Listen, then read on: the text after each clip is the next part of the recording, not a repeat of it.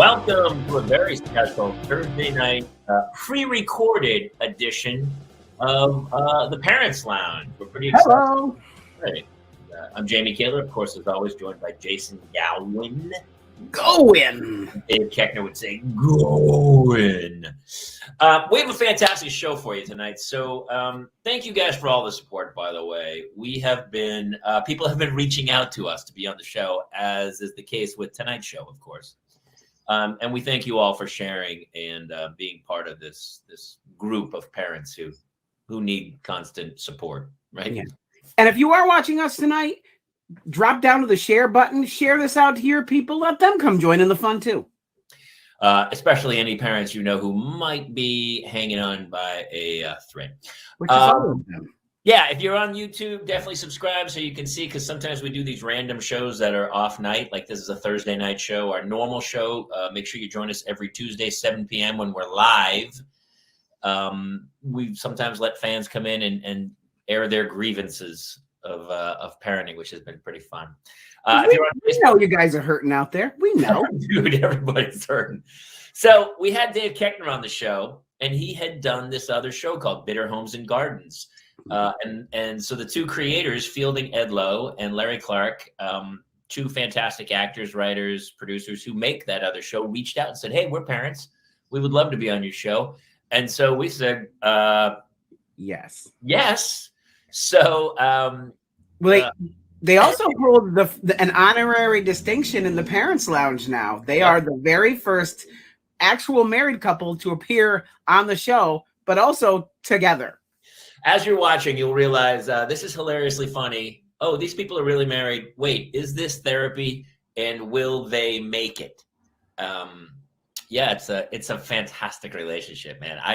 We didn't know what to expect because we'd never really met them, and it was super fun.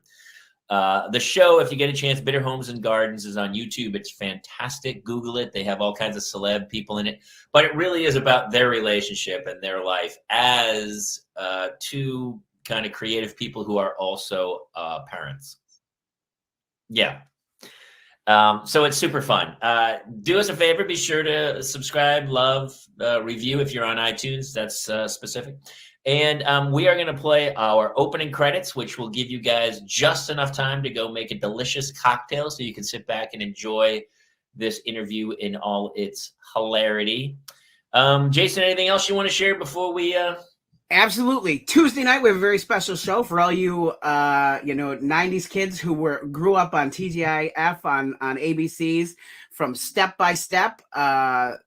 Christine Lakin has joined us. She's also, been on Family Guy. She was the newscaster on Family Guy. She directs on the Goldberg. She's been on pretty much a lot of stuff.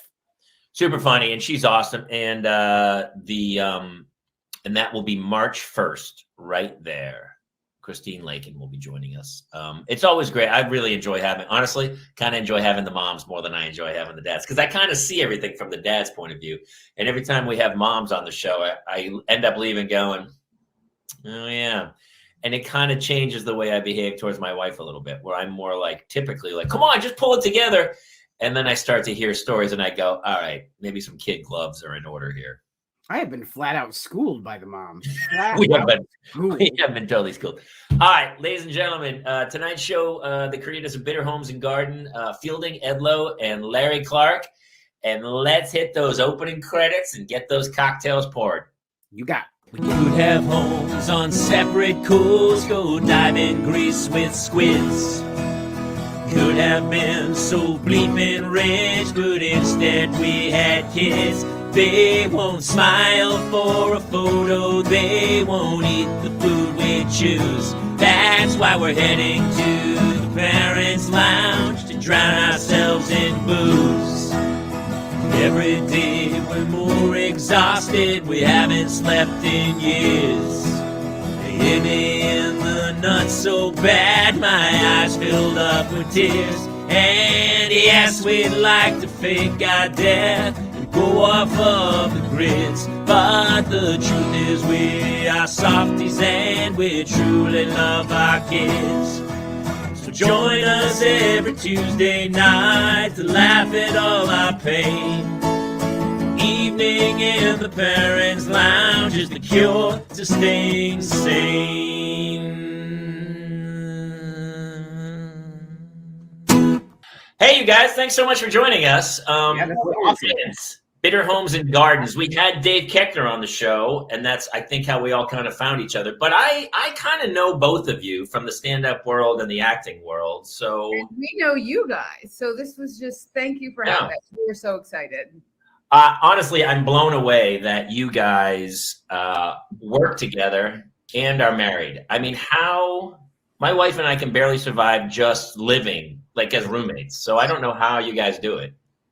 We have a team of people rooting for us in a tribe, about 7.5 couples therapists, different healers, and it's day to day. I mean, I would say I'm married for today. I mean, I think we are an exception. I mean, basically, it started years ago where we were like, nobody would believe how we argue, and like, cause we argue in real life, and it's kind of funny.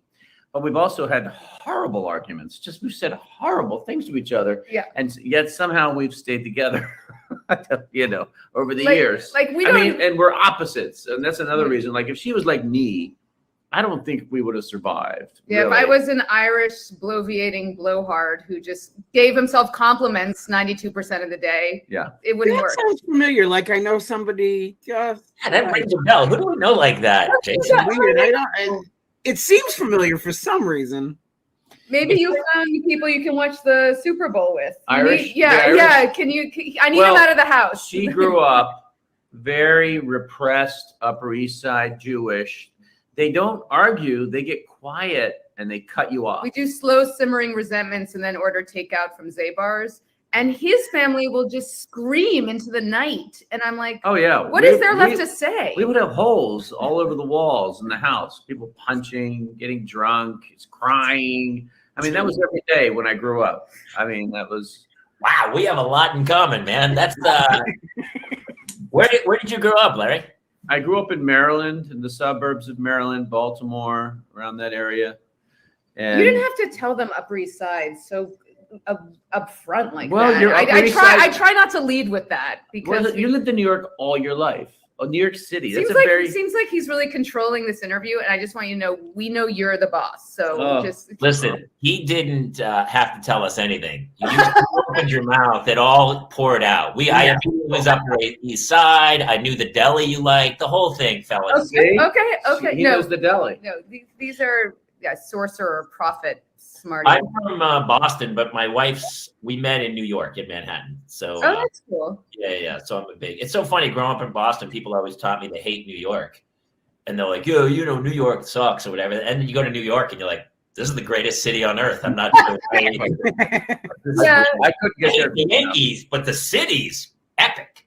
Yeah. I mean, but growing up in the city, like you just get so jaded. I have this joke that I do where like by the end of kindergarten, you feel like an emotionally broken 45-year-old divorcee because it's like, you've done it. Like I've done talk about kids. Like, no burrow unturned. Like I don't know how anybody raises a child in Manhattan. You see we were discussing on the subway, right? The third graders take the subway. Yeah. You know, in Baltimore, we used to go up to New York because at 17, I mean, New York had no rules back in the 70s and 80s. Like it was famous for a place where you could go and you could do anything. So we would openly walk around drinking beers, and you jump into a cab, and the cabbies were all. Don't try to be so cool, New York. Like, I'm telling you, that's why we came and visited. I was fingered behind the Met at 14. Okay, so I just think viewers need to know. Is this for kids? Is this PG-13? No, there are no kids that watch this show. It's for parents. But there are parents of 14-year-olds who are going to the Met this weekend. Yeah, hey, stay inside the Met. You're not going out to the Met. Could I get the address for that? Named after me. Thank you. You know that teenagers use the term fingered. I'm not asking you to finger me. I'm just saying that's what happened to me. Fingered. Like, who says fingered anymore? Oh my God, this is really what their listeners want to hear about. Were you fingered the other day? It's like, oh my God. You guys came from as an extension of Keckner, so this is exactly what we expected. We love the Keckner episode, by the way. I heard him tell the story in his stand-up, but he went on such a deep dive with the two of you, and it was riveting. That whole episode, it was amazing. We were shocked. It was amazing. I don't have an editing switch, and even I was like, wow, dude. And we were live. It was live. The whole show was live, and I was like... It was incredible. I've never felt so self-congratulatory and grateful and blessed that we have one child. Like, he kept saying it's same thing, 1, 5. I'm like, no. It's not the same. And, listen, I've acted with Dave a bunch now, and I had to say about him as an actor, he is so prepared, and he shows up so focused, no matter what you're doing. I was really, because she wrote, Better Homes and these crazy monologues for him to say. Larry. Thank you. Okay, I just said you wrote it. That's all I said. And I literally was like, "You're gonna ask Dave Kecker to walk in here, and just we're not having a lot of time." He gave him monologues and crazy monologues, hard things to say. He came in, no judgment, off book, and was like, "Let's go, roll the tape." And I kept saying to him, Dave, he's one of our he's like our great improviser. You know what I mean? And I said, "Say whatever you want." I really mean, I'm not a precious writer. He goes, "Fielding, you took the time to write it, and I'm going to say these words." Yeah, couldn't believe it. And I was like, it was better than childbirth. It's better than the birth of my child. Wow. Dave Wagner telling me he wants to say my Can word. we quote you on that? Yeah. Okay. To your child. How old is your child? She's 9. Going on 10. I have an 8-year-old. Oh, a boy or a girl? I have 2 girls, an 8-year-old and a 6-year-old. Oh. Yeah. If they're not we were just talking about this, is that my daughter now, and I've kind of created a monster, like I'm Frankenstein, because she says things to me because I am kind of a smart ass. And I was telling Jason that she's been manning me or broing me a lot lately. She broed me. She broed me, man. I go, "Hey, no more cookies." And she goes, "One more, bro," and popped it in her mouth. And I was like, "Dude, don't bro me." She bros. We have such a little Disney hooker. We created a monster. She just goes, "I want heels." I was like, "The new show Daddy's doing?" She's like, "No." Like, she wanted Vegas stripper. She's one raspberry cognac away from the Bellagio. She does. She walks around here, and I'm like, "Who are you?" She'll come up to me and she'll be doing the dancing to a hip hop video from highly suspect rappers. Hip hop She artist. knows WAP. She knows WAP. I can't believe I was like, that word just came out of your mouth. She went, "Sorry, Daddy," and so she'll censor the word as she's singing it, knowing full well. I'm like, "What are you singing?" We're about? all in trouble. Singing. We're in trouble. What are you doing? I was a whore, but in high school. It's already started kind of now. Well, we've heard stories about you at the Met, so we know. We know what's going down. You have a little backstory there. Where So you had a small digiting incident. I did. Yes. Someone lost a digit. Someone lost a digit inside me. Oh wow. Digit. But you had 2, so you're the hero. Mazel tov that you're able. I'm the hero. Yeah, I'm a hero. We would know. We fully know we would not survive 2. Our marriage would not survive 2. We can do a web series and a child, and that's it. That's more than most, I would argue. Yeah. I love that you guys are honest about. You know what's funny? We talk about this too. Is that the people who are my wife and I? My wife has said things to me that I'm like, "Wow, I can't believe you have said these horrible words to me." But other people who I always see who are like, "We're so happy. He's the rock. We love each other so much. And he completes me." That's a murder-suicide waiting to happen. Oh, yep. Bodies in the trunk. Police called to the house. Thrice divorced. Shut the fuck up. Look at the Facebook posts. If you look at the Facebook posts, you're like, you're fucking miserable. So I will say this. We had a friend over, and I won't say her name, but she's an actress. And now her husband, I'm not gonna tell you what her husband does either, but I could not believe the conversation we had with her here at this table. Remember, she said, Jeannie. "What are you doing?" Oh, I'm just joking. They can edit it. That's okay. not funny. Jeanette. I'm not gonna say that. I can't say the story now because you said her name. Okay, whatever. Her last name is what? You didn't see the last name. There's 1,000. She's not gonna listen. Anyway, she said she's been married for 20 years and she had farted around her husband. And I was like, are you kidding? She's like, "I wouldn't know what to do with myself if I had gas. And I was like, you've done this for 20 years? How have you pulled this off? Like, are you? And he doesn't do it around her. And they've had like 3 kids or something. And I was like, what? I think how do you seem right to me? I let that ship sailed first 3 weeks we were together. Exactly. Like Jason, it's a first date. That's how they christen the date. And he goes, hey, do you want to order some? And then he goes, we did have Mexican on our first date too, so it's like a mating call. It is, just get it out. Although I think we probably would have fucked more had I farted on a certain amount of time. I feel like, because there's a certain point when Larry would look. I'm gonna say this during the pandemic. We were watching 30 for 30, and I put my hand down my pants because my bare hand. I thought I started my period. I wasn't sure, so I just reached down and checked, and he goes, did you just do what I thought you just did? And first of all, I was like, it was a half. She goes down and then she just like. And I was like, no, I didn't. And I go, it was a half masturbation, half period check because we were watching Christian Laettner. Thank you, who's pretty hot. And he's like, do you still love me? Like it was. No, I was like, that's one of the most disgusting things I've ever seen. I was like, oh, so if you did get something down there, it would be like, oh, look, I think I'd go in the red tent and I'd bleed. It's beautiful. But I was like, wow, you care so little. So little. At that point, I cared so little. Yeah, no, she did. He would check his Apple Watch. No, it was aggressive. No, that was aggressive. He would check his Apple Watch during dinner. I wanted it to be a secret girlfriend. Just let the affair happen. Let me go. Nobody was screwing during quarantine because no one wanted to fucking die. Stop shouting at them. They're our only friends. Okay. You know what's sad? The most disgusting part about that whole story was the fact that you were attracted to Christian Laettner. Exactly. What an asshole. Parks, maybe. Grant Hill, obviously.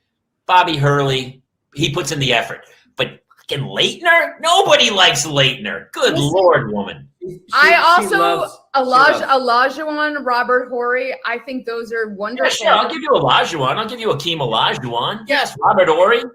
Big game Robert. Absolutely. I'm a little messed. I'm a little. You know, a lot of women. Damn it. You have serious issues. I do have serious issues. I have serious guys issues. like that are attracted to certain type of women.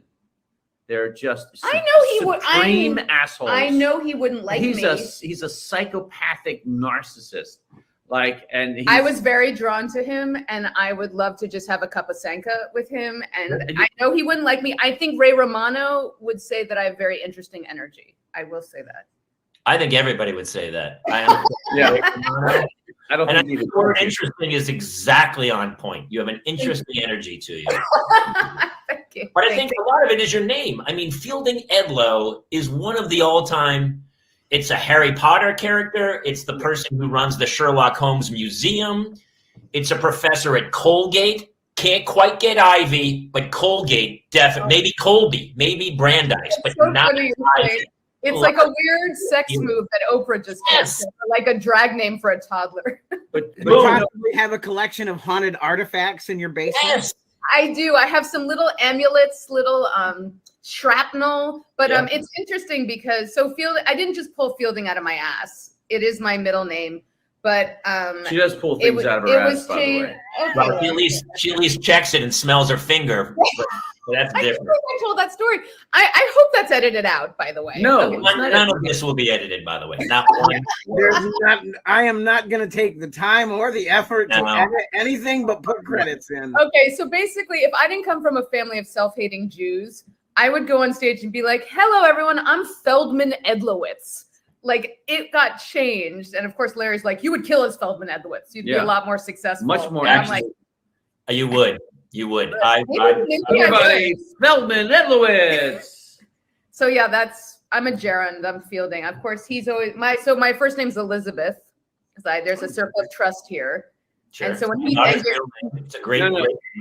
When she moved to Hollywood, she reinvented herself. She dropped her first name. I was Fielding before. It just shows that you don't listen and you're a narcissist because I dropped it way before. All right, I've been with you forever. So she came here and she's been fielding. So I met her and she's fielding. So whenever I go home, everyone's like, hey, Lizzie. Hey, Elizabeth. Like everyone in New York. Like his stepmother at our engagement party goes, who's Elizabeth? Who's everyone talking about? Yeah, everyone in the past calls her old name. And it's my first name, but anyway. Exactly. And then what she'll say to me now, she'll go, I hate the way you say my name. Because I'll go, Fielding, And she goes, "Stop it. I hate the way you say it." He doesn't like Larry. He thinks he's a Ross. That's what he thinks he is. Do you No, think that's a Ross? No, that's my mother's. I can see him as Ross, actually. I can see Ross, Bruce. I would give him a Bruce. Yeah. He has a bit of a gay, like he has Bruce. a gay vibe. I He has a little bit of a hate Larry. gay vibe. But it's not a gay vibe, but a guy who he'll go to a musical. Like he'd see Shrek the musical with me. Yeah. That guy. I started musicals. Of course you did. That's I'm a why. singer. Yeah, Tell him that he was an understudy in the Full Monty on Broadway. On Broadway. Oh, okay. Thank you. You never went on. Listen, I didn't read the bio, but I have the bio. It's Don't worry, no. It's a all little bit like Nick Frost and Simon Pegg had a baby. Is that me? I think that's you. yeah. I'm Nick trying Frost, Simon Pegg. to Simon Pegg. explain. Yeah. Do you mean more like Stellan Skarsgård or the whole cast of Chernobyl? Yeah, like I can see Whole him cast being of what? in a The whole film cast movie, of Chernobyl No, is, I just think, what he looks like. That's That's what he looks like. He does, by the way. I love doing Chernobyl. It was so good. Chernobyl was good. We can't watch anything because he's like, I don't know why I didn't get seen for that. Like he'll say that about The Wire. I'm like, he's like, why wasn't I seen for that? I'm from Baltimore. Right, Of course. dude. Listen, the You're whole not fucking black. There were a lot of white rolls. Well, I can't watch The Office, the American Office, because they wouldn't even bring me in. It was really. you should have been the They brought star. me in. They brought me in, and she looked at me and she went, "Okay, thanks." Can I tell you something, Jamie? I would have watched that show so much more had you been the star. You absolutely should have been the star, and I'm infuriated for Listen, you. I don't even want to be the star. I wanted to be the dude by the copy machine, just going, "What's happening?" I just could have done that. I don't. Yeah.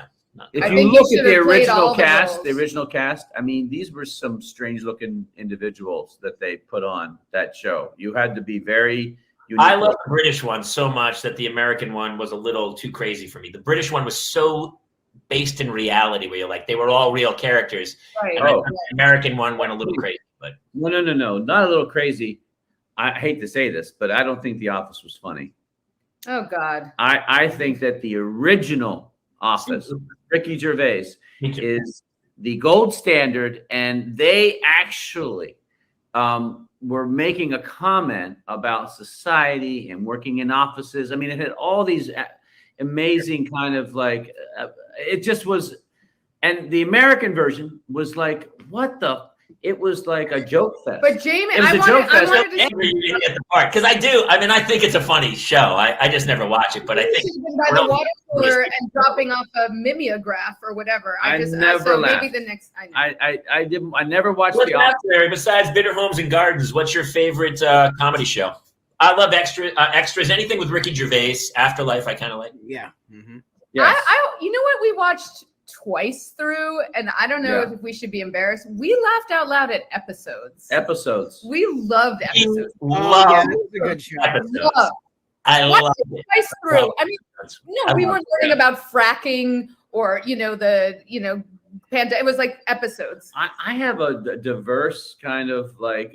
I mean, We loved Call My Agent. Call My Did you Agent. guys see But that? We're like me. We like stuff that's inside. Like Yes. Yeah. when the girl in episodes, the studio girl's like, yeah. she's You know fantastic. you know that person, but We know, and it's just intoxicating and delightful. Yeah. Do you watch how many times did you see Encanto over the holidays or Sing 2 with your daughter? I watched Sing 2 once. We did Sing 2. And she also did. So any parents listening who are like, God, I'm not doing a good job, just know that we let our 9-year-old watch Squid Game. And what's even more disturbing No, I did not let her watch. Okay, Squid fine. Game. I did. And she goes, I loved it. And I go, what did you like about it? She goes, the violence. So that's problematic. I can't believe she Jamie's watched horrified. it. Jamie's No, I can't horrified. believe Not she at all. watched. I sat with my 5-year-old and we watched Jurassic Park, Claire. Hannah can't watch, the older one can't, anything where it's like even got a heavy music, like dun, dun, dun, dun. She's like, ah, she gets freaked out. And the Really? 5-year-old sat on my lap, watched the dinosaur eat the guy on the toilet, flip him up and swallow him. And she was like, Oh, she loved it. That's interesting to me because I would have pictured Hannah as the one that would have No. watched it, and it's flipped. That's interesting. She's super scared. I think Claire almost watches them to torment Hannah. She Oh my God. wanted to watch Harry Potter, and Hannah is too scared to watch Harry Potter. So Claire will deliberately, when Hannah's in the room, go, "We should watch Harry Potter." Like she fucking. You got to put everything in the safe. You got to hide everything. And Claire's going to get everything. We made a mistake. That I said, listen, we're going to start showing you some of the classics because you're watching all these kind of crap TV shows. And I was like, you're going to start watching some of the classics. And so I made the mistake of putting E.T. on. He was, and that was a mistake. A fucking mess. Because our kid, do you have emotional problems? I mean, it's not real. Our kid, I mean, this is the same kid that watched Squid Game, and she's like, "Cool, everyone's head is blown off." I mean, everybody dies, and we put on E.T. And once that shot of E.T. by the river when he was gray. Oh yeah. What happened to E.T.?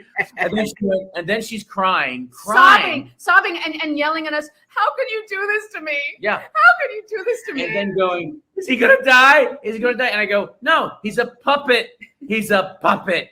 It's not real. So she's a very odd. And then I tried to have a whimsical afternoon. I showed her Splash, and then he got angry because I thought Splash holds up. It's a great. There's comedy. A lot of sexual Splash. Splash holds up.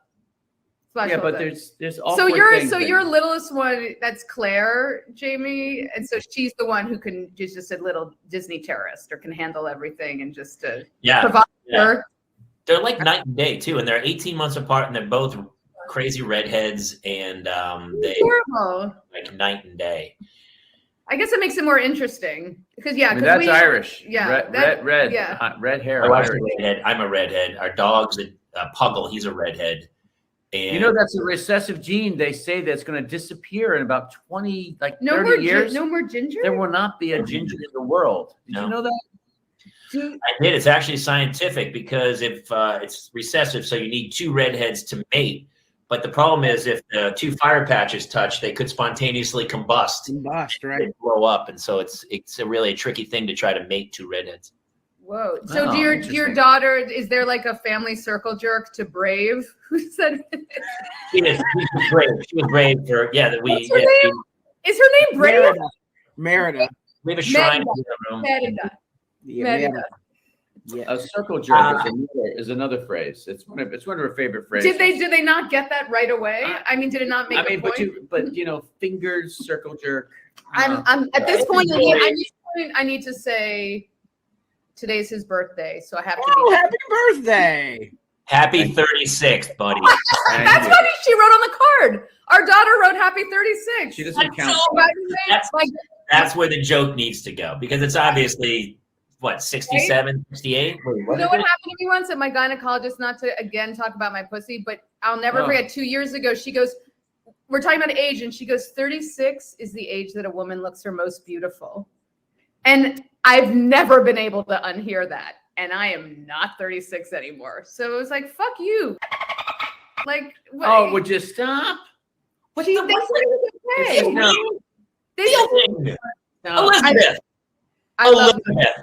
I'm sorry. We're going to edit that, guys. No, we're going to actually slow it down and blow it up. We're going to make it bigger. I'm going to add some graphics.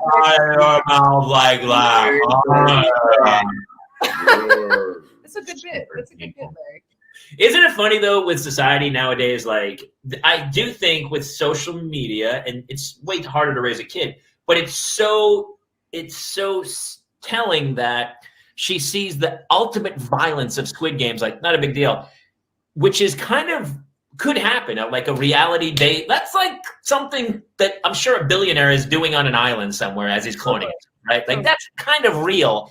And then an alien puppet is breaking her heart. So yeah. I mean, the fact when you have a really well-told story that's just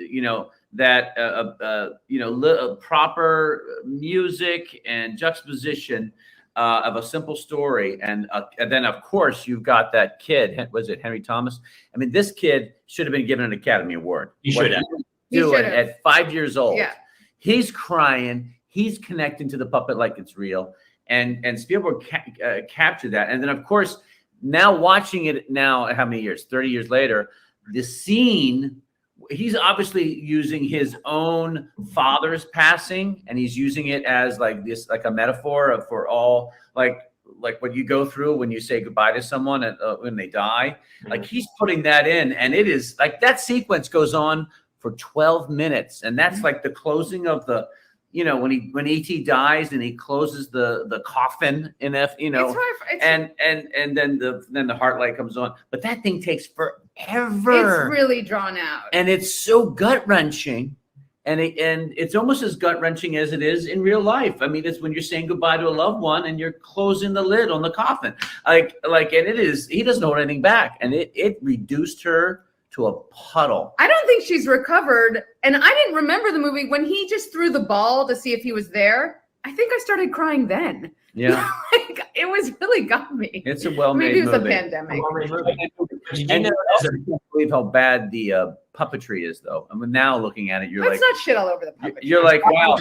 Nowadays, I'm surprised she got through it, because I've tried to show my daughter some stuff, and their attention span, and it's shown that it's so, I mean, you know, on YouTube or whatever, if you don't get someone's attention in 3 seconds, they're like, next. They just scroll and scroll.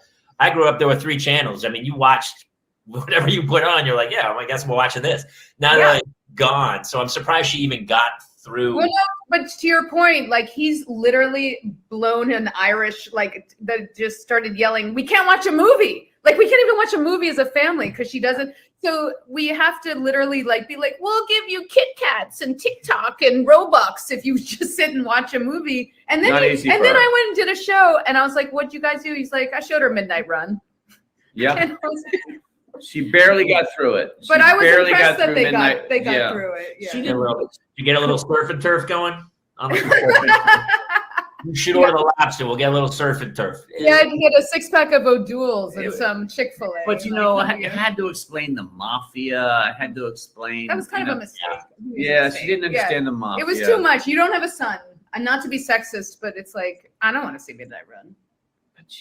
Anyway, so I have to pick and choose because I have all boys, so I have to be very careful and watch anything that comes out first. And if there's any character that could be construed as me in an imagination, and there's violence towards that character, my children gravitate that and then beat me. So I have How old are your kids, Jason? I have a 6-year-old son and twin 3-year-olds. Oh my God! No, you're the hero of this group. My God! How are you? Oh my God! How are you ambulatory? I'm not. You're awake. You're amazing. I'm actually this is actually just a virtual avatar. The other me is in a coma. It's a hologram. I'll come over and babysit so you can just stare at a wall or take a walk if you want. We actually need a new babysitter. The last one they drove off.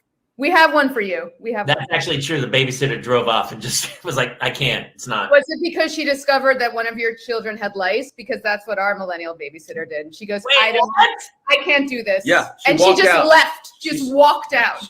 Because at one point, our kid was getting lice. Every week. It was not disappearing. She was disgusting. We didn't know where it was coming from, but it was like because she's like we didn't know scissoring other girls in class every week.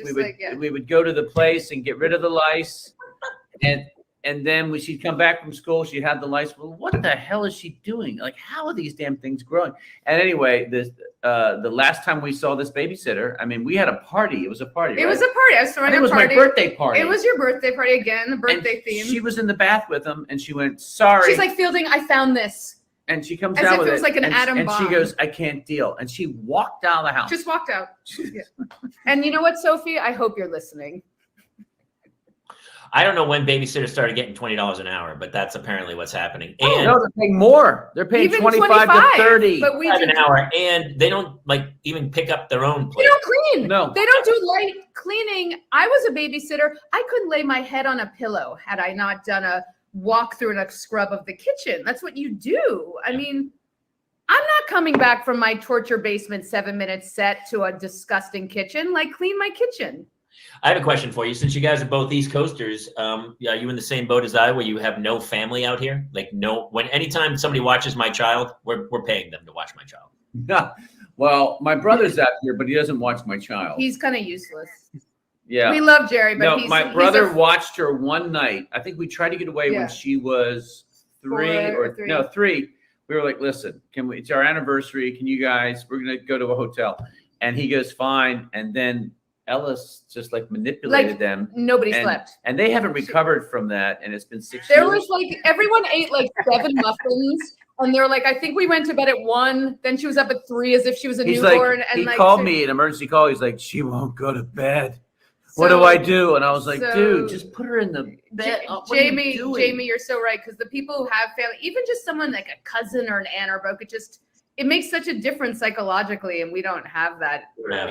Our neighbors the other day, I was like, where were you guys all weekend? They go, oh, we went to Mexico for the weekend. I go, you did? Who watched the kids? Oh, the grandparents came by and watched the kids, and like, oh, it's pretty great. It's so much easier that I didn't have to like Venmo $100 to have a dinner that I didn't even enjoy with my husband. I would not trust her grandparents though. My mom comes in every couple months. They're very close. She's a wonderful grandmother, but she doesn't want to. Not such a great mother. She likes it when there's a sitter too. She likes it. Well, yeah, because Fielding, we can see that you're damaged. I mean, this is well, you haven't recovered from Christian Laettner. And you know what? No. I think if you polled most women, they'd be like, he's extremely hot. No, he's not. I would spend a weekend in Vegas. He's an asshole. I liked him now and I liked him then. You're the girl who goes, why are all boys dicks? And then you went out with the drummer. That's right. You're exactly that girl. I know that girl. I went out with that girl, and she was really fun. Really fun. In my relationship, when we go to parties, my wife turns to me and goes, just keep your mouth shut. Nobody wants to hear your stupid stories. I feel like it's inverted with you guys. I feel like you go to parties and Larry's like, seriously, Fielding, you gotta keep the C-bombs down, just less C-bombs. How do you get us on such a deep, visceral level? Not only would do that, he'll give me a note in front of a huge group of people and go, Fielding, you don't know how to tell a story. She gives the notes at the party. She can't tell a story. She doesn't understand the mechanics of storytelling. You're not a natural storyteller. You're not. Yes, I am. Okay, try to tell them a story. No, I don't want to bore them, but okay. but it is. No, we're totally doing this. Yeah, we're definitely doing this. So Larry, it's really funny you say that because my wife sometimes will I have a couple comedy albums and she'll tell one of my jokes in like it'll come out naturally like it's her story and I go. So I'll just sit back and cross my arms and wait to see her do it. And then I go, you fucked it up. Yep. Fucked it up. You such an act of love.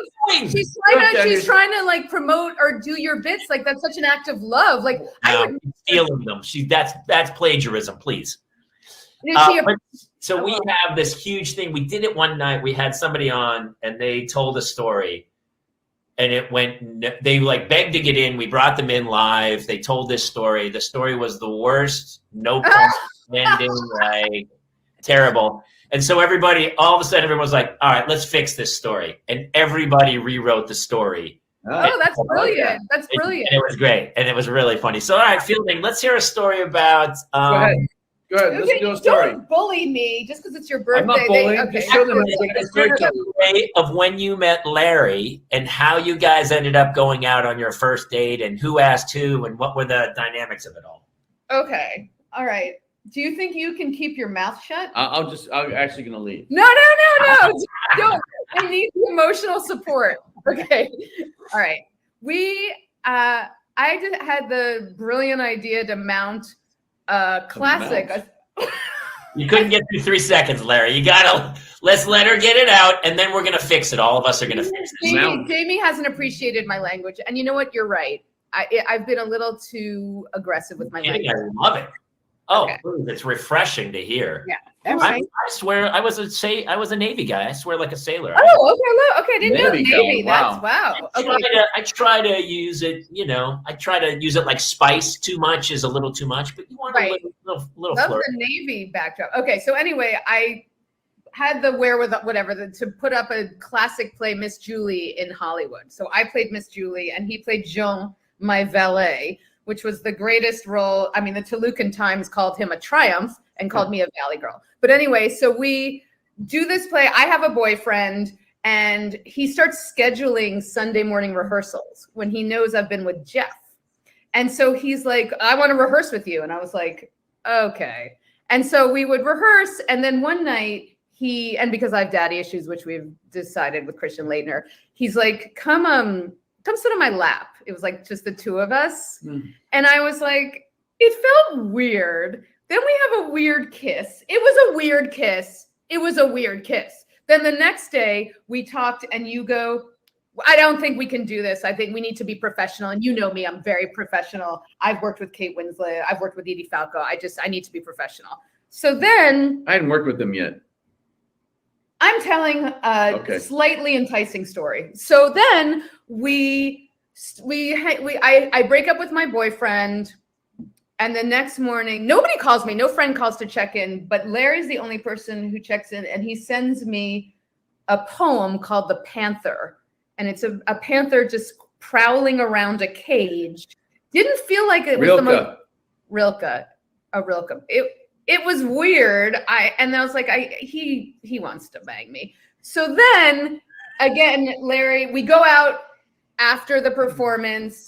We're at Cat and Fiddle. God rest that soul. It was amazing. And our co-star Lizzie Peek goes, I might kiss him tonight, like for real. And Lizzie goes, you should, you totally should, you totally should. It was like we're in 6th grade Sweet Valley High. So we get in his little, what is it, Volkswagen, he called Baby Blue or some whatever. So we're sitting underneath the poster of us on Lillian in Hollywood. He's not doing anything. He's so shut down, uncomfortable in his body. He thinks I'm a lesbian. And then finally we have a kiss. And he puts my hand on his cock in our first kiss. Our first kiss. So before the kiss, handage.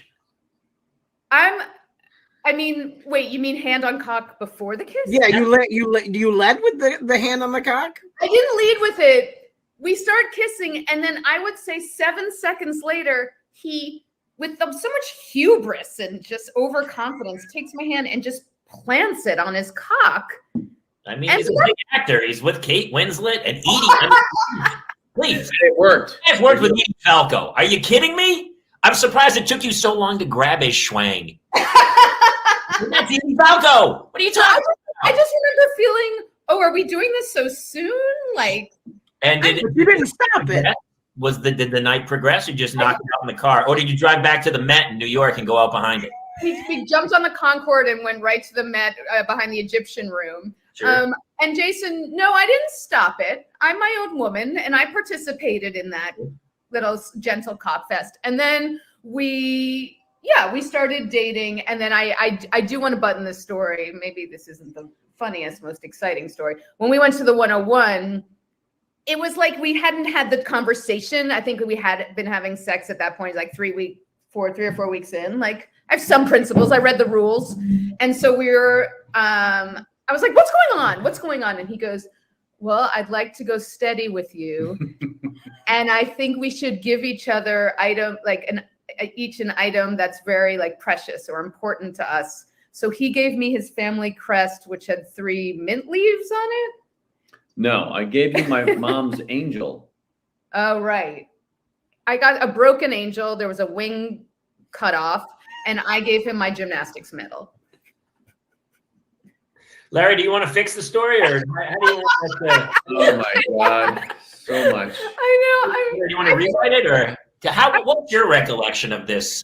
Okay, my recollection is this: I met her in a writer's night. Every Don't Monday. go all the way back. That's not. I am going back. No, I think honestly, I was waiting for you to start he's starting in the right spot. I feel like. Exactly. I met her at a writer's night. I don't know how to tell a story. Exactly. It did not start with Miss Julie. At a writer's night where literally there's 9 of us showed up. Everyone brought their own writing. I met her and I went, that's Janine Garofalo-esque lesbian. No vibe at all. I thought she was cute. And there's no males there, and she has the lead, and she's trying to cast it without giving me, because it's a hot guy. Because you're too old. No, it's a hot guy, and she's like, "Who's gonna read?" And I was like, "I'll read it," and she finally begrudgingly gives it to me. I kill it,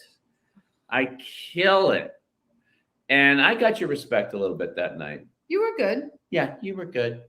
And and then the months progressed. She asked me to do Miss Julie. I had nothing to do as an actor. I was like, who is this crazy woman putting on Miss Julie? But by the way, he kept saying, I'm on hold at the Geffen. Just so you know, I'm on hold at the Geffen. I was on hold. Well, you didn't get it. So I said I needed an understudy because but I thought, she's crazy. Who's doing a classic play in the middle of Hollywood? And we even added an orchestra. We had like violins. We had a live orchestra. It was very strange. And dark play, and not an easy play to do, but we did it, and I fell in love with her on stage because I have acted a lot, but with a lot of powerful actresses. But this one, was something about her. She was kind of fearless on stage. She was, and I towered over her.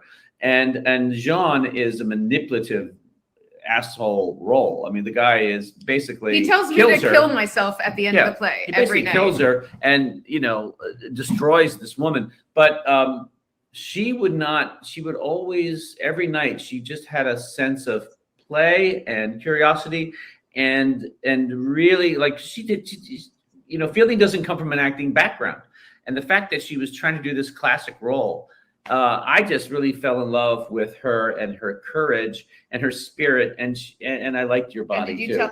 I liked your body. I gave up carbs during the run, but did you tell them what you said to me backstage? Yeah, I said, what are you doing out there? You're just saying the lines. I said, it's got to feel like dancing, like fucking, like when you're like, you've got to go back and forth. We've got to keep, we have to have this sense, because it's just you and I on stage. The audience is going to fall asleep. So you've got to.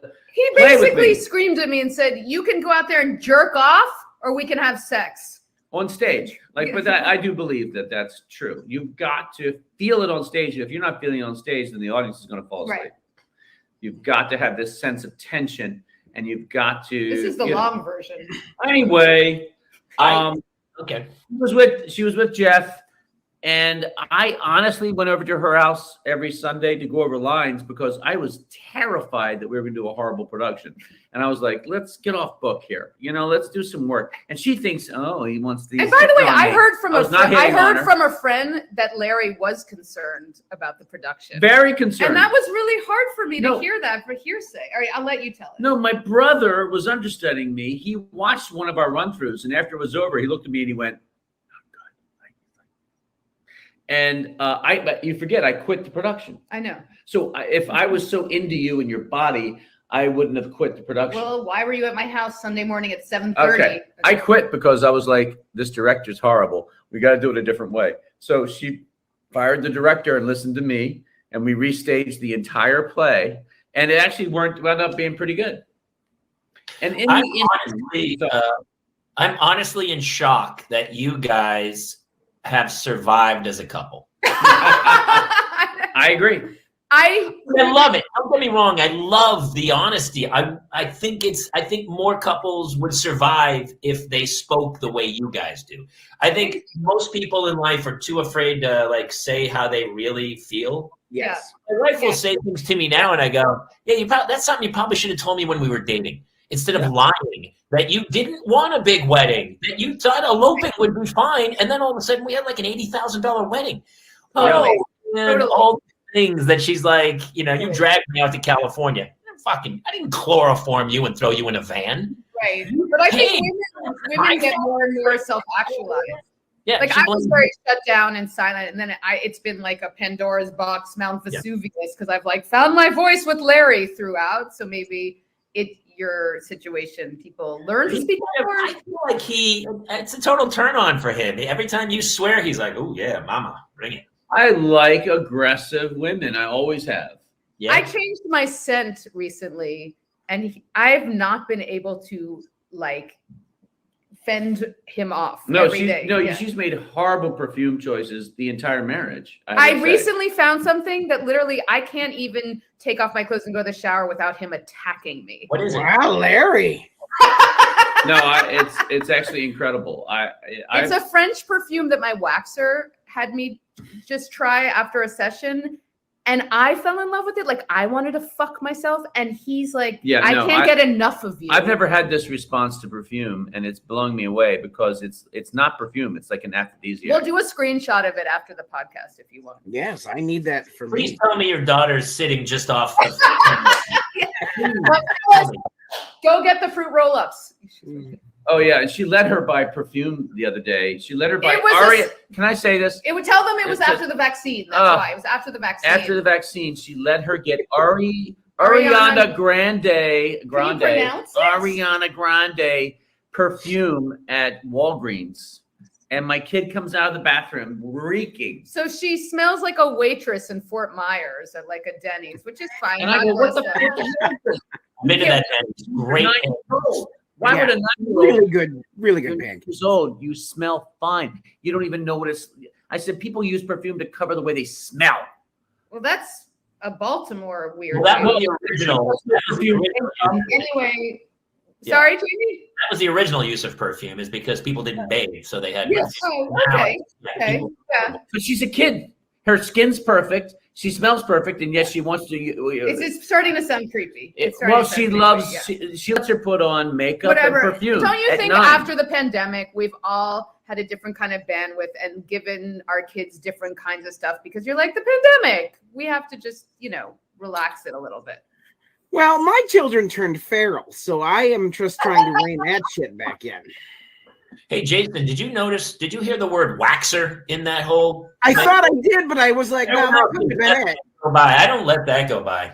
No. I I have the fact sexual you're married and tension you're with my waxer. And you have a waxer. Yeah. Yes. I'm like a small, hairy Jewish minotaur. I'm very hairy. I need to see my waxer really every 7 weeks. I don't see her, but I think it's fantastic. And Larry is very appreciative of the whole situation. It's weird. As sexist and demented and deeply flawed as my husband is, he's very cool about because I have friends who are like no hair at all, and they're like, my husband prefers it that way, and I'm like, is your husband a serial? I mean, it just feels a little strange. I don't need to see a bear beaver. I don't need it. He's very right, but Larry's always been very cool. Like, I like you better without makeup. I don't care if you wax. It doesn't he's cool like that. That's probably his best We're quality. very similar, Larry. I'm very similar in that way. Yeah. I mean, listen, clean it up. Clean it up. A little, like rake the leaves, but you don't have. I don't need the full manicured yard. I just, make it look, Well, a little bit of hair down there is actually good because it feels good. Listeners can't see you rubbing That's- like you're starting a That's my fire. hair, your hair. Right. It's going to be the Parents Lounge after dark. We can't even play this thing. This is I'm not even sure I should be hearing it. he hangs out in the fat guy's dark web, and they talk about hair rubbing together. But anyway, Guy's dark just joking. web. You've never looked better. You've never. Oh, looked Larry, what's your username? It's Oreo. Larry Clarke. He doesn't. It's Larry Clarke. Mine's Jason Gowan. I'll find you. It's Oreo cookie Larry Clarke. I use my real name because I'm dying to find some kind of controversy to up my career here. I need something. Well, there is a very famous Larry Clarke, isn't there? A director who has directed Bully Kids, right? That's Larry Clarke. Yeah, He directed kids. Did he direct Bully? Wasn't that Harvey Korine? I don't know. Yeah, I will defer to you, but I thought it was Larry Clarke, but I might be wrong. Pretty sick movies. Kids Kids sick movies about children. classic. Bully is disturbing. I didn't see but Bully. yes, Larry Clarke is a photographer. Yes. Yes. So Right. he gets confused with that. We totally got off the whole chain about having children, but honestly, we talked to so many other people about having kids that honestly it was nice to see a crazy couple. You're the first couple that's ever been on the show, correct? Hey, Oh, really? In the same frame. Yeah, in the same frame. But the fact that you guys people are going to watch this and at the end they're going to go, I'm not sure. Are they going to kill each other or have crazy sex tonight? We don't know. And that's what's mystery. We did Tom Papa's podcast, and I was a little gutted because people were like, they absolutely should get divorced. They absolutely should. Like every single comment was why is she with him? No. Why is he with her? No, they were like, No. why is she with him? The Tom Papa's viewers did not like Fielding. They hated me. they were like, "How can you be with that woman?" And but then again, they said, "Why is she with him? Look at him." Comments after, or was it in the moment where people? Thank God it wasn't in the moment, because I think I would have had an aneurysm. Comments later, there were comments on it, and people were like, later. It was like a clip, and it was a clip about something we said that was a little vulnerable and true about our sex life, and he didn't like that I said that, and then it sort of like it just sort of disarms people when you say like, "Oh, we went this long without having sex," whatever. You know. I feel like it's sexually charging you guys, and that it must be just a violence, but. So a lot of endeavor after. He's a teddy bear. We said for maintaining that spark of, I do remember. I think back to like, when it was so emotional, like dating and stuff, and then you get to a certain place of comfort where you're like, the kids are gone for 2 hours. we have a window. Yeah. See, my experience was very different because my wife is basically, personality-wise, is Marion Ross from Happy Days, but she's a little bit like there's a secret Catwoman thing going on there. They do cosplay. They're cosplayers. Oh, that's how. Yeah, that's how I ended up with twins. Yeah. Civil War Black Widow costumes come out. That was her. Yes, the first Halloween costume we were together, but it was Catwoman that made the twins. He sounds awesome. Catwoman I like her. Made the twins. She's fantastic, but she has she speaks like Marion Ross, and she's like, "Oh, Jason," and like that's just how she is. But the lights go off, and there's the switch that gets thrown. I have a question. Now that your daughter's 9, I mean, in the next few years, you're going to be entering the teen years. How precious are you going to be, or strict? Like my daughter's like screaming at me to get her ears pierced today, and I'm like, no, you're not getting your ears pierced. We just did it. I know my wife's like, please, and I go, no, I think they're going to go do it without. They're just going to go like the same way. Claire's Accessories in Sherman Oaks, and you're not going to be involved. They do. But I'm like, I want to hold off on everything, but no, I agree. We're trying. I mean, the main thing that I'm really trying to stick to, that everyone's like, good luck. I want her to have a phone at 15 with no apps, and it's just a phone, and she doesn't get any apps or any accounts until college. Like it's not going to happen. But that's my plan. She already has an iPad. But she doesn't have the apps or the accounts, and I think it's the most demoralizing, dismantling, especially for girls. So I'm sticking to that. Like if we get divorced, she steals our phones. She steals our phones and gets on. But I can't have my child checking likes until college. Like I literally can't live with myself. Your daughter's on TikTok, or she's just scrolling through TikTok? She just kind of finds it on YouTube. She breaks into my phone, right? And she'll see our TikTok. Things. But she doesn't have like her own account, and we limit her screen time. We try to, but it's like I don't want her to have like illness, because I think again we're so other focused, and girls are looking for outside validation in such a crazy way. Like I don't know, it's like putting kryptonite on that. So I think we'll go through her Google like searches and stuff, and it's just so cute. She's like, a good kid. She's like Kardashian, she's and you're like, do you want to fuck the Kardashian? She's like not looking up what I would have been looking up at 9. But she is. Thankfully, she's a sweet kid. I think we're just trying to like not be helicoptery, and we're not really, and just let her. We're always like, work it out yourself. She has a ton of play dates because she's an only child. But one thing I don't want to do as a parent is make a little mini me. And so I've always wanted to see her natural inclinations. Yeah, just to follow her interests and passions. And then follow that instead of just like, making her listen to my music. Like, because my brother like plays like the Grateful Dead and Bob Dylan for his 5-year-old. And I'm like, does he like that? Yeah, it's like, find out who they are. My brother raised his girls, and all he would let them listen to was 70s rock. And so the kids, they still now they're fully grown. Obviously, I mean, this was a long time ago. But they're like 30 years old now, and I don't think they understand modern music, at all. And they're in the Steely Dan, and they're 30 years old. Right. They're like, let's listen to Spoon and Meatloaf, and you're like, oh my God, put on Bruno Mars. Strange, but it definitely was a mini me approach to his kids, and I really feel like in a way it's kind of like it's kind of incestuous in a way. It's just this weird. We You played. just have the Yeah. boundaries. It's like turning and- your kids into a date that you always wanted to have, or create a person that you always wanted. I don't know, but it is. It does. It feels like weirdly invasive, and you need to let the kids discover. I mean, that's why I love, they need to look at their friends and be inspired and hear music. And then they develop that kind of life. At least that's the way, that's the way I'm approaching it. Who knows? I've only got one kid. I only got one. But we're also basically just trying to do the opposite of our parents. It would be funny though. That 30-year-old's probably like, fools to the left of me, jokers to the right. Here I am. Right. Oh, absolutely. That's hilarious. I'm a huge music kind of got us through the pandemic. You probably like me. I homeschooled a kindergartner and a second grader by myself because my wife had a job. And I had a pandemic playlist that got me through it, but we played Hamilton in the morning, like the whole musical, American Utopia. But at the end, so they played like they love Sing 2 or they love all their stuff. So on the way to school in the morning, I give them my phone and they DJ. Oh, fun! That's awesome. She can sing the whole Dua Lipa "Levitating," like she knows every word of "I'm levitating," and some of the lyrics are a little like I'm like from the front yard. Or Kid Leroy has one that says like "fuck it all" or something. So they would play this, and then when that would come up, I would go "chuck it all," like I would sing over the top of it so they couldn't hear the F-bomb go. Very funny. That's amazing. No, you're doing it right. She's like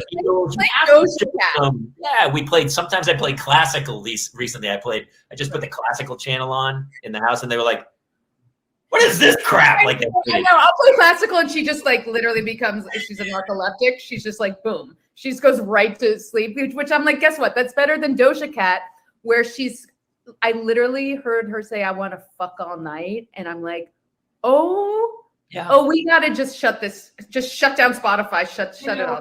Yeah, Lizzo, Doja Cat, but Dua Cardi Lipa, she loves all that. Yeah. And she walks around going, "Hey, Dad, I'm popping."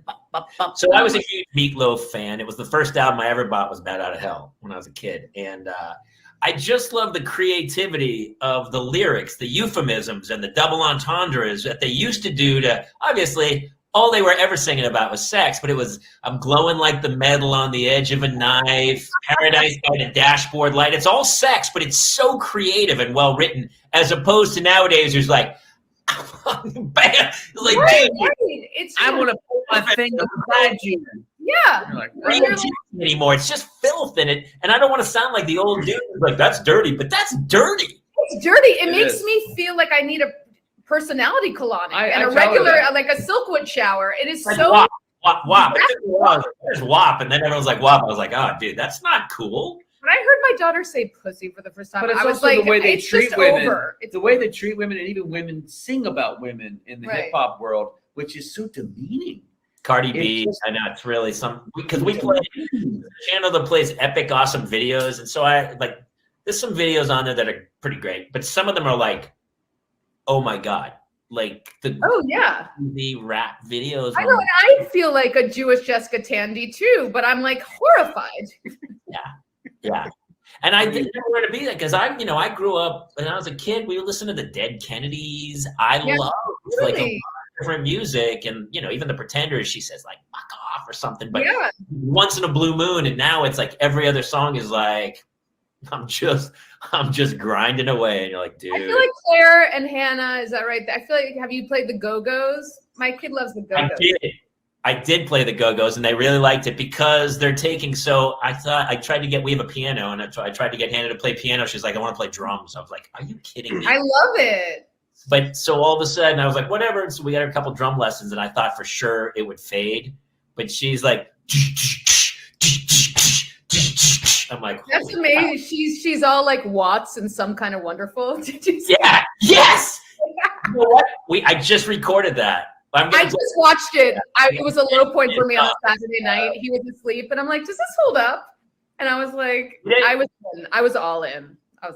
It's Eric Stoltz. Yeah. And Craig Sheffer, who's like a watered down Christian Leitner. Craig Sheffer. Oh God, we're gonna keep saying that name this entire interview. You know what? I may or may not give you a BJ on your birthday, and you should just pipe down. It's all we want on our birthday, by the way. My wife's like, "You're so hard to buy for." I go, "Kate, I tell you, it's so easy. I'm the easiest person to buy for. That's all I'm going to tell you." They just want to get you. I'm telling you, this is it. It's easy. It's cheap. You just want a BLT and a mid-morning BJ. That's it. That's it. That's it. That's it. Hey, actually, I mean, it's your birthday, right? So today's the day. Yeah. Today's today. Good for you, Lair. Good for you. Good for me. Good for you, Lair. I made it through another year. We'll have to get our kids together because I mean they're the same age. We would love that. I'm glad that you said it. We're fourth grade. Yeah, fourth grade. She's 9, but let's put them all together. That'd be fantastic. We got a poll. Everybody jump in the back. I love it. Yeah, yeah. I mean, and we'll find a place for the kids to go, and then we'll have fun. It'll be a super. Yeah, they do that, and then we have our Margarita O'Doul chip hummus party. You know, I got to tell you, you guys remind me. So when we first had a baby, my wife made me read this book, a French book called "Bringing Up Baby," and it's Bébé or whatever. And the French, they live their lives, and the kids are kind of an add-on. And so what they're doing is there, and then you bring the kid along, and you kind of treat the kid more like an adult, and the kid is part of it. But you don't helicopter and go over.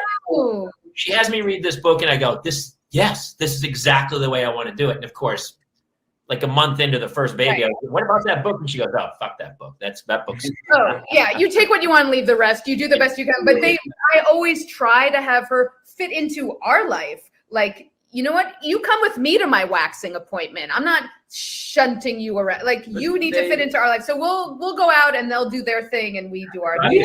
You know, because it's hereditary, and so she's going to be a furry monster just like you, and she's going to have to get cleaned up and the whole shebang. She's going to be a redwood forest Chewbacca. No, she actually has very little she's hair. Not. Let's not talk about our daughter's hair. She won't be as hairy as me. She won't be as hairy as me. She has a lot of the Viking influence. She has the Viking Irish. Like, I'm full Ashkenazi, 100% hairy nightmare, but you know.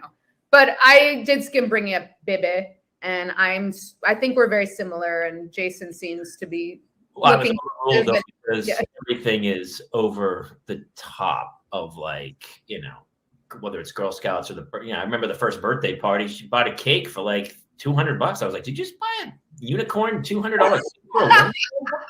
Is there a woman dressed like a mermaid in our pool? What is happening? Yeah. Yes. We've had Anna and Elsa scamper behind bushes and like do Yeah. When you were in the driveway, pretty sure that was like $800. Is that about just for a 1-year-old birthday? Just check it. Yeah. Cool. Yeah. Let me ask you this: when you taught your kids how to swim, I could not teach Alice how to swim. She would not put her head underwater at all, and we had a pool, so it was essential that she learned how to swim. So we had a couple of people that tried, and that she did not take to these instructors until finally a friend of mine goes, "You got to do swim to Dave." Is it swim to Dave? It's swim to Dave. And we were like, "What is that?" He goes, "Don't even." He goes, "Swim to Dave." And I was like, "Okay, this sounds very strange," but and then I looked up his reviews, and everybody said the same thing: "Swim to Dave. He's the answer." So we called him, and he's like, "How old's your kid?" And I go, "She's 3 or 4." And he goes, "Okay, I'll be there tomorrow. Just whatever." He's the guy has very little words. Anyway, shows up. He's a man. He looks like he's 45, full beard, very laid back. And he's like, "Where's your pool?" And he's like, "Hey, Alice, how are you?" And he gets in the pool. And he basically gets in the pool. He had the most kind of zen approach. And he told me to take off. Like, he was like, "Okay, like, get out of here, Dad." And so I went into the bedroom and peered out through the window. And he went, "Put your head underwater." And she put her, and he goes, "Swim to me." And she did it. Like, the very first time he said it, he showed her, and then she just went underwater and then came up and did it. And I swear to God, I was watching, and I was, was videotaping it, and I broke into tears. I was like, how did this guy do this? All of a sudden, my kid knows how to swim. All of a sudden, like in literally one session, I knew she wasn't going to drown in that pool, See, that's how you tell a story. Fielding, did you watch it? I was just going to say, but I mean, it was agony. Agony. A little bit of humor. It was very Spielbergian. It was brought out. It was beautiful. It was agony, but yeah. We have a pool, horrible nightmares. Like had like, you know, if you couldn't find the kid, you're like, we would sprint to the pool, look at the bottom, we'd search the rest of the house, right? And we had a fence, and my wife, we had the cargo net cover. So at one, we did ISR. Have you ever heard of that? No.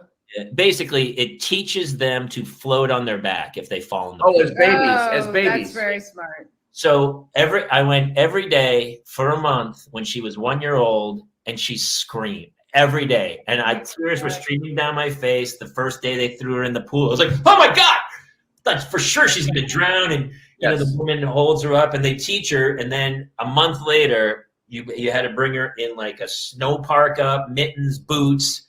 And the woman just threw her in the pool. Oh. And she was like, and I'm like, almost like hanging on by a thread. And then she floated for 3 minutes. And the whole 3 minutes, she was like, Daddy, Daddy, Daddy, Daddy, Daddy, Daddy, Daddy. 3 full minutes. And I have it on video. And I'm like, she going to make it? I'd like to see the video. And she threw up in the woman's pool every day, and the woman had to skim her and had to get the blueberries out of her pool every morning. And we did it with girls, and now they're fish. They're absolute swimming maniacs. I want to see her swim. She's like the Erin Brockovich of swimming. That's amazing. I love her. That's a good story. Yeah, that's a great story. We have an appointment. Thank you so much for having us on. Thank you for coming. We will be in touch. But hey, everybody, Fielding and Larry, you guys were awesome. Thank you so much. Really quick, where can people find Bitter Homes and Garden? You have the YouTube channel. We have a YouTube channel at Bitter Homes and Gardens, and we are on all the socials at Bitter Homes. And check out season 2 with Dave Keckner and Billy Gardell, John Michael Higgins. We think season 2 is funnier, but if you want to go back to season 1, it's pretty good too. I can't wait to be in season 3. It's going to be fantastic. And you're in. You're both in season 3, and thank you to our new friends. I love you guys. Thank you so much for doing this. We'll talk soon. All right, everybody, that's it for the Parents Lounge. We'll see you next time.